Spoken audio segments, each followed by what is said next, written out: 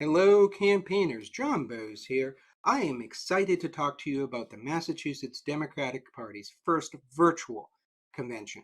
It was one for the history books. On September 25th, once again, the Massachusetts Democratic Party proved that it's a trailblazer. Hats off to Gus Bickford, Veronica, and the team down at the Mass Democratic Party. They put on a spectacular show. It was a platform convention, and if you're in Massachusetts politics and talk to a few old timers, they'll tell you that these types of conventions are a complete waste of time.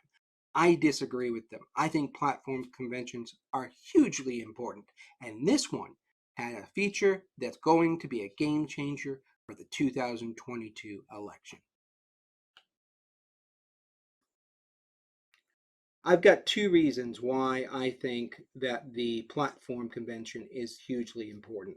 The first reason, it is important to define where a party stands. And the Massachusetts Democratic Party's platform is a beacon of progressive hope for the entire country.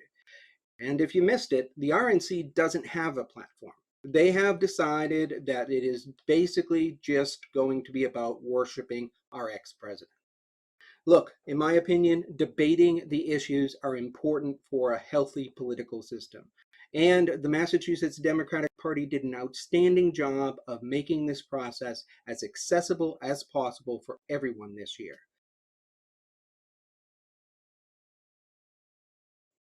My second reason I like the platform convention above all other conventions is it's your first look at candidates. If you're a true campaigner, you know that by the time we get to the general election, the die is cast. And at that point, it's all about voter turnout. Possible to change the system then. If you want to affect real change in a political system, you need to get involved with campaigns early on in the primaries. The platform convention marks the beginning of the primary season. At the platform convention, the lowly political activist is the VIP, not the candidates or elected officials. If you know how to run a canvas, phone bank, or visibility, I guarantee you're on somebody's must talk to list. Every time you go to one of these conventions, you're meeting candidates for the first time and getting involved with their actual campaigns. Every other time in the election cycles, the candidates have to focus on the voter. But at the platform convention, they're focused on the activists. And this convention is no exception. Yes, I miss the in-person backroom deal style old convention. But what the state party did is going to have a major impact on elections going forward, and I think will affect the outcome of 2022. Normally, we'd go to the convention, all of us would get together, have great conversations, meet new candidates, and the whole thing would get very little attention.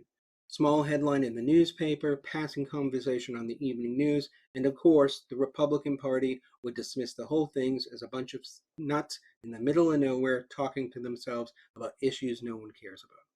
You'd go home pumped from the experience, seeing great candidates, meeting old friends, and maybe one of your politically curious friends would ask how it went. You tell them, this candidate's awesome, I hope that they make it, you should get involved with their campaign, and then you basically wait. Hope that mainstream media pays attention to them and their campaign catches on fire. And then maybe, if you're lucky, in the spring, you'll be able to join their campaign and help them win the primary and on to the general. But what the state party did changes all this.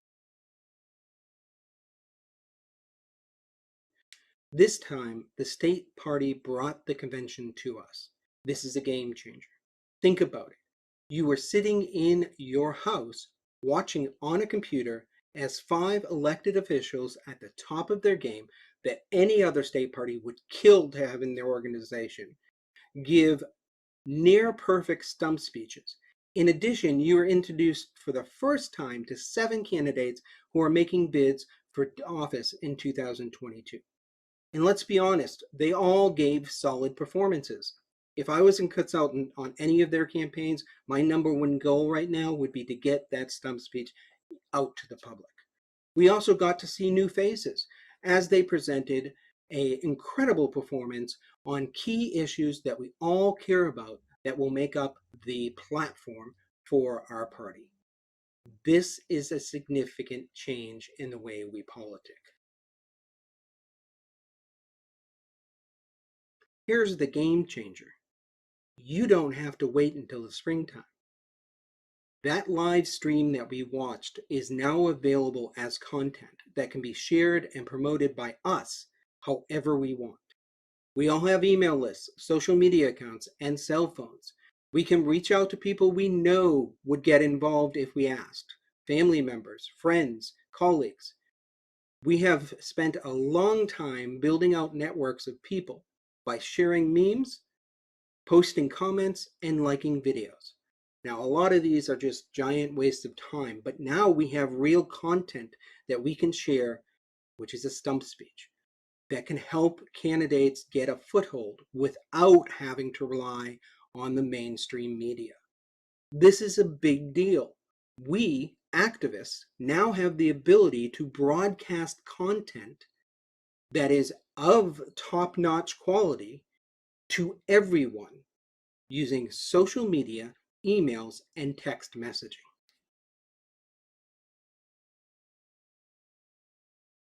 With our social networks that we've built over time, we can now show people what the Democratic Party is really about, sharing with them the candidates that we believe will change this country for the better.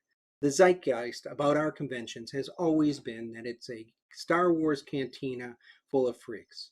And Republicans like to both side this conversation, saying that we're just as bad as they are. But the reality is they've gone down a very dark road, and we are still talking about the issues and promoting candidates that have plans for this country and this state's future.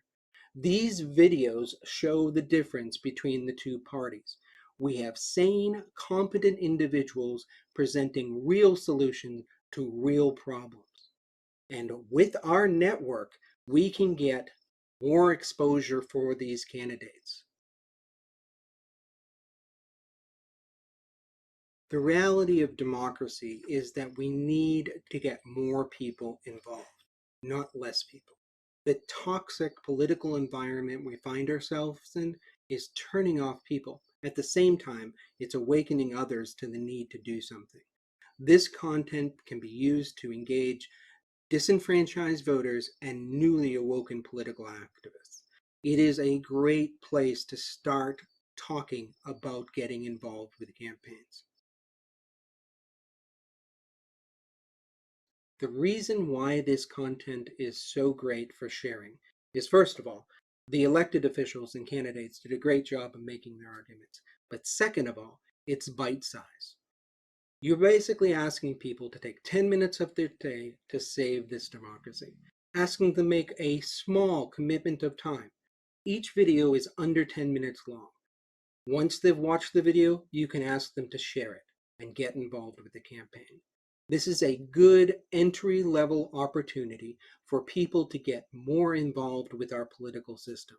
This democracy is dependent, as you know, on more people becoming involved, not less.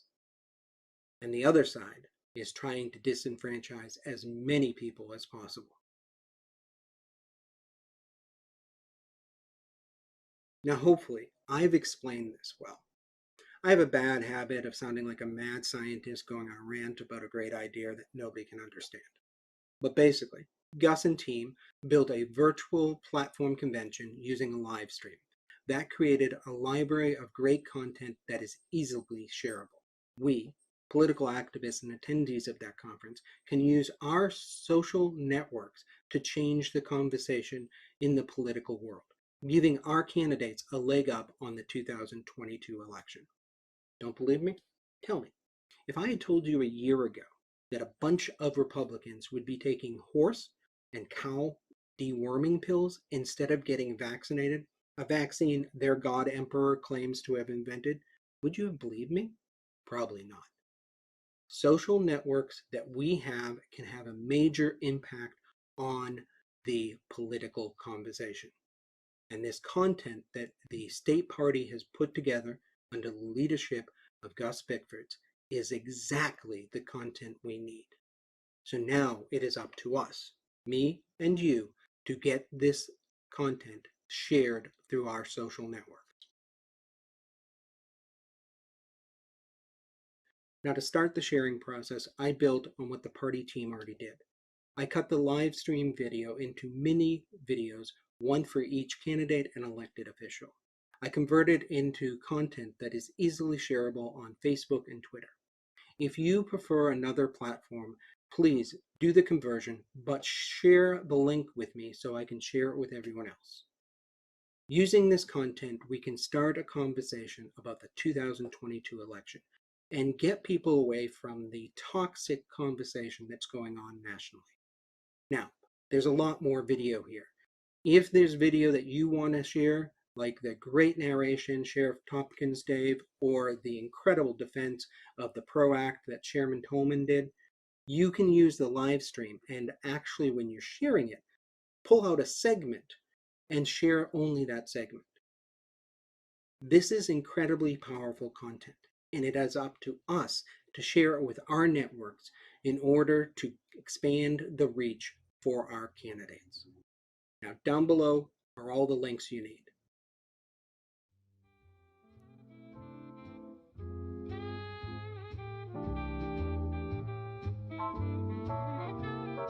Oh, one more thing.